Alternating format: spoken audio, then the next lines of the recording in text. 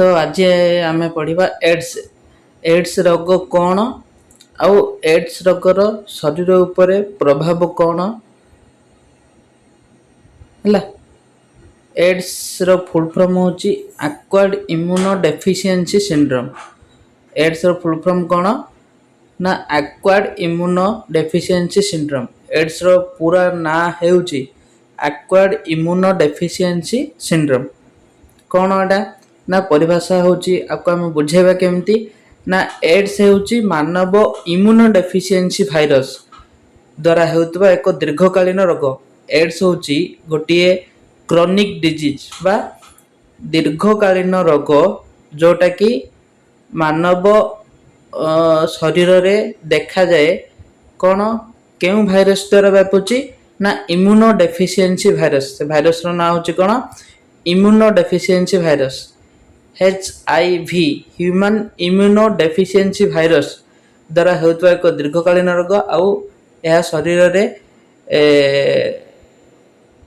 Virus देखा देवा मात्रे कौन होची ना जीवन प्रति विपदपूर्ण अवस्था रहुची।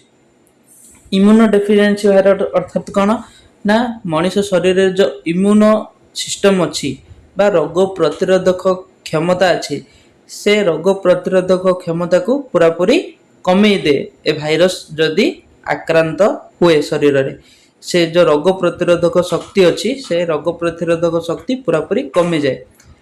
यह सेतेबेले घटे जेतेबेले HIV भूताणु शरीर रोग प्रतिरोधक शक्ति को गुरुतर भाव में क्षति पहुंचे। यह सेतेबेले घटे अर्थात कौन यही रोगटी शरीर रे सेतेबेले घटे जेतेबेले कौन होची ना HIV भूताणु कौन करची शरीर रोग प्रतिरोधक शक्ति को गुरुतर भाव में क्षति पहुंचाउची। जेतेबेले शरीर रोग प्रतिरोधक शक्ति कमी जाए ए HIV भूताणु आक्रांत हेबा द्वारा सेतेबेले एड्स रोग होइछ बोली आम जानि पारे जहाँ शरीर पर संक्रमण एवं रोग सहित लड़िबा कष्टकर होई पड़े। अर्थात कौन शरीर पर संक्रमण आउ रोग सहित लड़िबा कष्टकर होई पड़े। अर्थात कौन रोग प्रतिरोधक जो क्षमता अच्छी शरीर सेटा पूरा कमी जाउछि। अर्थात कौन अन्य कौनसी रोग जदि शरीर रे हला अन्य कौनसी रोग अन्य कौनसी भाइरस की बैक्टीरिया जदि संक्रमण हला शरीर रे से कौन करछि आउ से रोग सहित लड़ी पारे नाही पूरा कमी जाए रोग प्रतिरोधक क्षमता पूरा कमी जाए।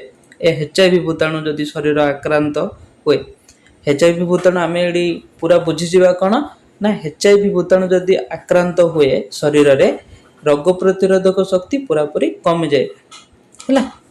आउ से रोग प्रतिरोधक शक्ति कमी जावा द्वारा अन्य कौनसी रोग जदि शरीर को आक्रांत होला आउ से रोग सहित लड़ी पारे नहीं। HIV भूताणु एक विपदपूर्ण भूताणु।